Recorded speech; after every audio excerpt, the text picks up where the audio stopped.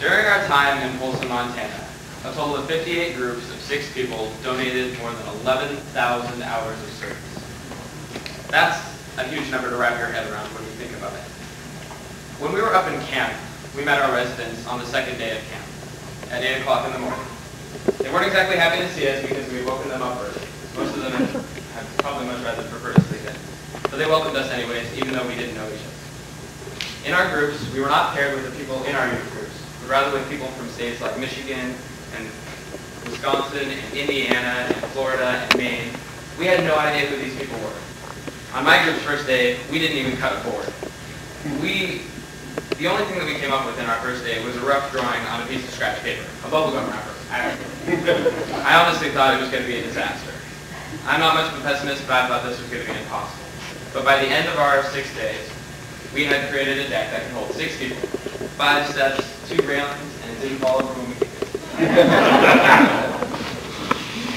I think that one of the reasons this trip was so successful on an individual level was that the teens were completely stripped of everything that made them comfortable here. We didn't have our cell phones, our Zenkas, our MySpace, nothing like that. Our reputations and our friends were gone. All we had was each other. It's a scary thing when you can see everybody else's true colors and everybody can see yours. You know that you're completely exposed, and the only safety line that you have is yourself. And I think that a big part of what shows the character of the people in this group is that we didn't give each other to each other because we had to, but rather because we wanted to, because of the love that we have for each other. Our week was like fast-forwarding life through the group. We're used to seeing these people 2 or 3 times a month if we're lucky, but we spent 6 hours together every day for 8 days in a row. I mean, that's huge. That's a year's worth of time together to grow socially and emotionally. And as all of you who are married know, it doesn't always go perfect. We had rising and falling of drama, romance, fights, snits, all in the compact area of a classroom in Polson, Montana. We didn't even have to leave. I think that we were not as spiritually prepared as we needed to be on the trip, but I'm proud of the way that we dealt with it. We weren't complete party goopers, if you excuse the term. We were willing to jump in and dive in, and on the first day we were all out there playing Frisbee with the kids from Indiana and talking with the people from Wisconsin and just hanging out and having a good time. We were willing to open ourselves up completely. And I think that that shows how when everything is stripped away from you and all you have is yourself, the things that you can achieve. I see God in our residents, especially. On the last day we had a ceremony where all the residents came into the gym, and as their name was read, they and their work groups stood up. A lot of the residents weren't necessarily church-going people. A lot of them actually still had their American Indian religious heritage. But they were still willing to participate in our group because of what we had shown them through the course of the week. We had shown them that we could love them unconditionally, just because of the fact that they exist, and because of the fact that we were there.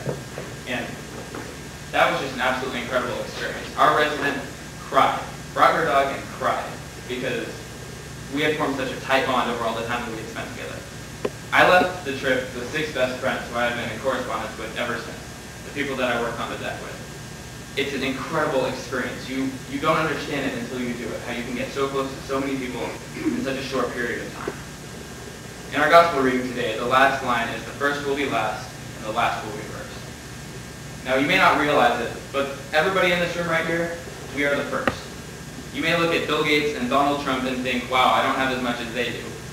But when compared with a lot of other people, especially in other countries, and even within our own country, 30% of the people in this country live below the poverty line.